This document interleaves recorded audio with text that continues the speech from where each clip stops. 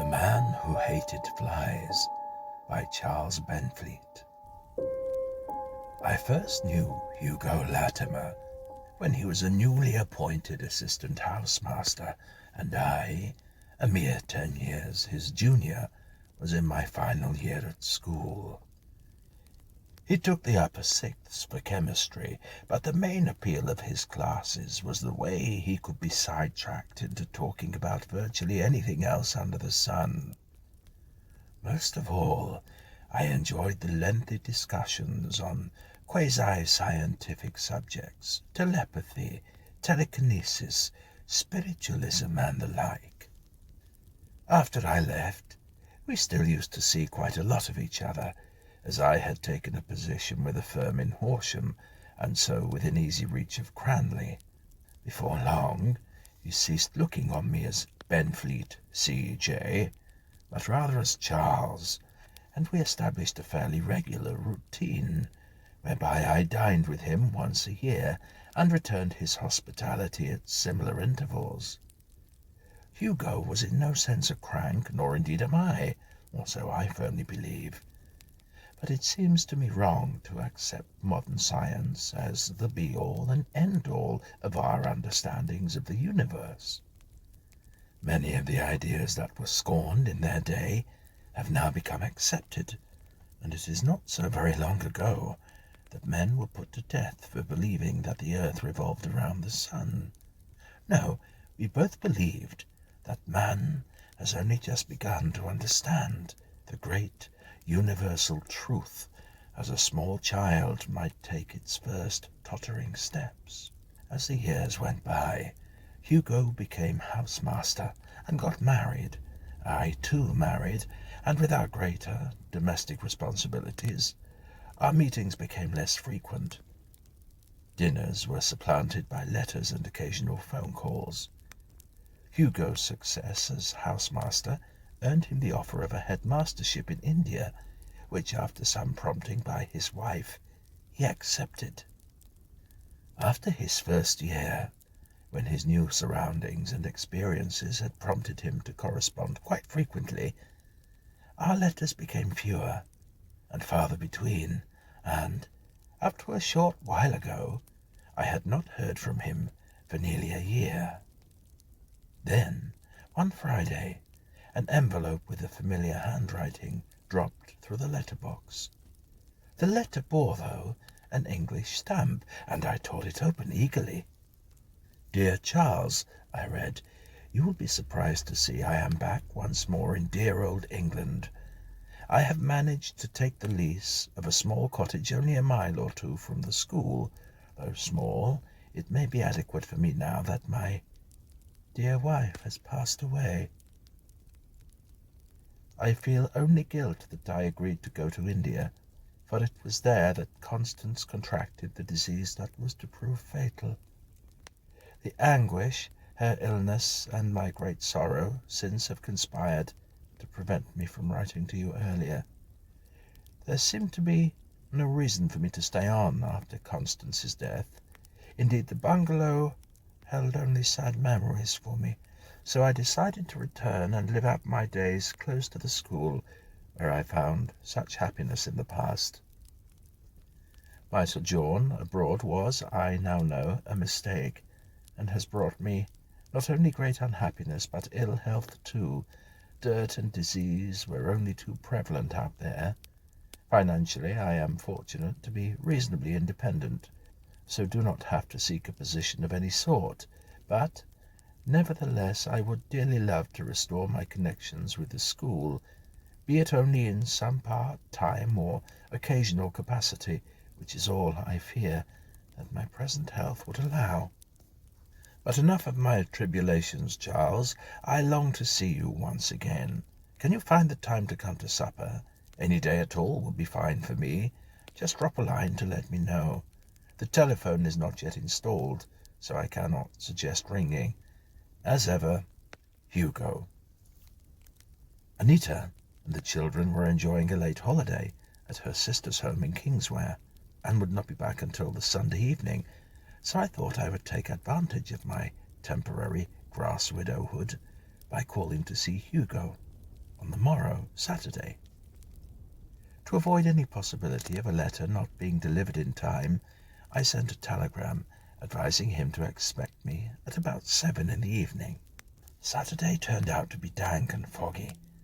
The local train that clanks wearily from Horsham to Cranley and on to Guildford was late, but even so it was only 7:15 when I was knocking on the door of the gaunt and rather unlovely building that was Hugo's new home.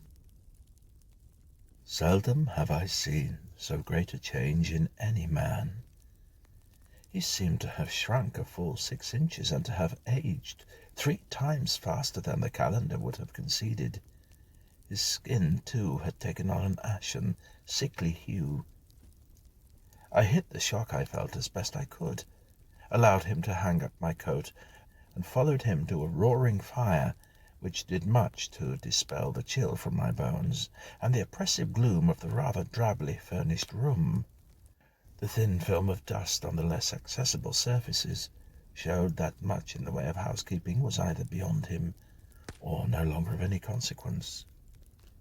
The room served as both dining room and drawing room, for a table was already laid out for supper, after a few minutes of rather stilted conversation, during which I extended my condolences for his wife's death.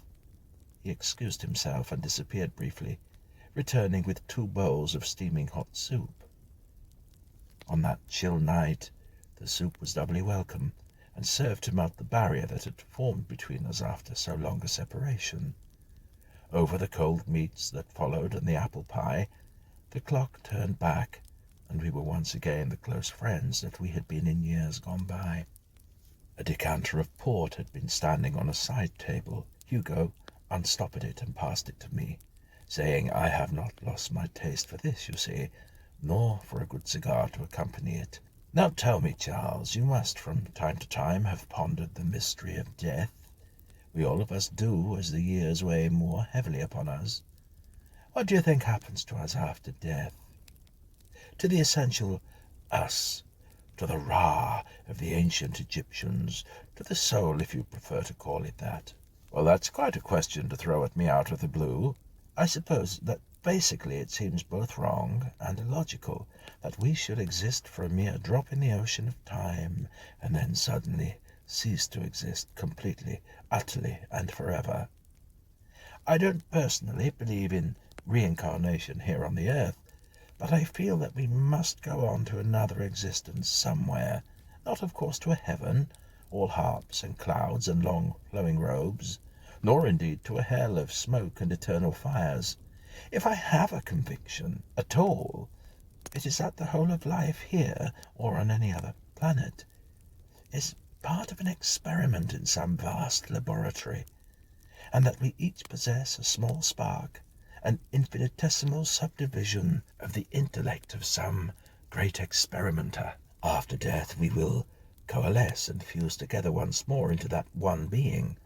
I believe, too, that that being is what we speak of as God, but that beyond him there are other gods ad infinitum.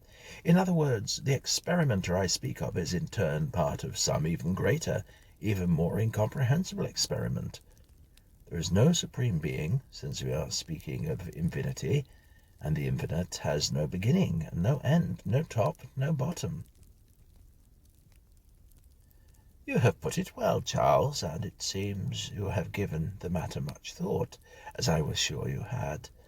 I am not sure that I agree with your conception of the infinite. Any mathematician could define for you a series that is infinite, yet has both a definite beginning and end. But that is, by the way, and in general terms, I go along with your ideas. You say that eventually we shall be joined in some super-intellect. This means that, four-dimensionally, we are one now, but living in a three-dimensional world. Can only perceive ourselves as discrete entities, the prongs of a three-dimensional fork thrust into a two-dimensional surface show up only as separate points. Therefore, in a sense, I am you, and every other living being, or will be. Personally, I believe in reincarnation, or if you prefer, The technical term, metempsychosis. Such belief is as old as the hills and can be found in the religions of every race. Now, how on earth did they all come to the same conclusion, long before they could communicate with each other? You sound very positive, Hugo. What proof have you? Proof? Evidence abounds. But let me tell you of a case which occurred in India, and of which I have some first-hand knowledge. Names and places do not matter, but the whole affair is recorded and attested. A young girl of 8 or 9, who had always been quiet and somewhat morose, began increasingly to pester her mother to let her go home and to speak to her real family. The mother, uncomprehending, ascribed this to some complicated game of make-believe. Nevertheless, the girl insisted that she was really a married woman with 2 children and lived many miles away. Her parents could only shake their heads and sigh.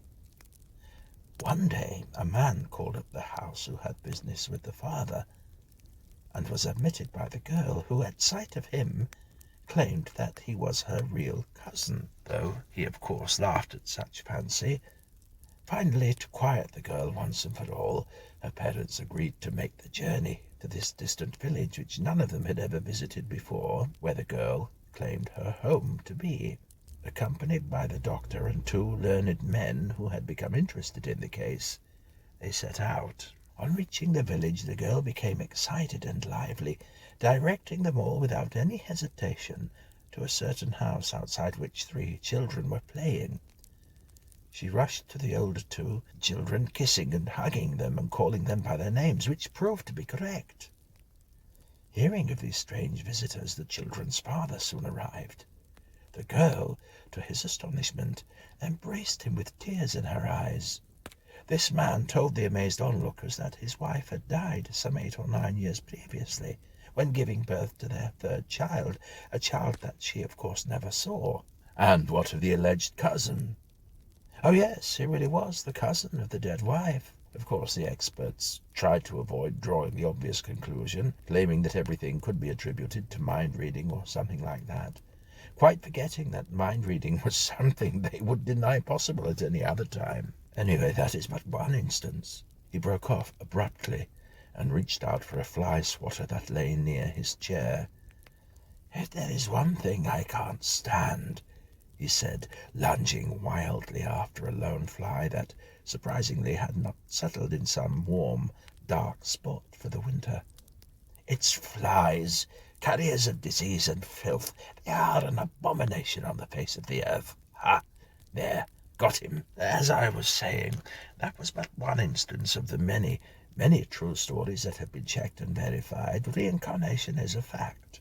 After death we live again, not necessarily as another human being, or even in the same place, but death is not the end." We argued the subject a good deal after that, and it was gone 11 before either of us realized the hour was so late. Transport back to Horsham was now impossible, so I accepted Hugo's kind offer of a bed for the night. The next morning was bright and sunny, full of browns and golds and crisp fallen leaves underfoot.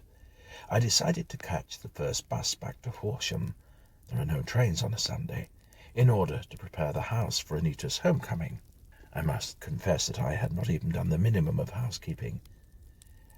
As we parted, Hugo said, "Somehow, Charles, if the power is granted to me, I will prove my beliefs of which I spoke last night." The words and the look in his eyes as he spoke them have haunted me ever since.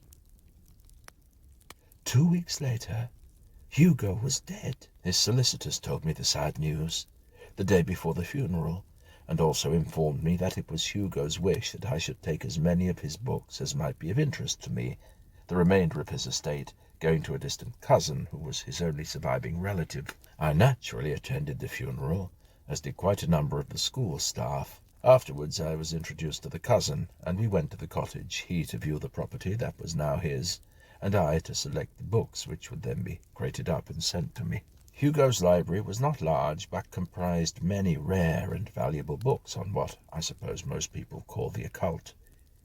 Each was lovingly inscribed with his initials H.L. and the date. I reached up for one of the volumes, and as I did so, a huge spider was dislodged onto my shoulder. With revulsion, I flicked it off onto the floor and trod on it.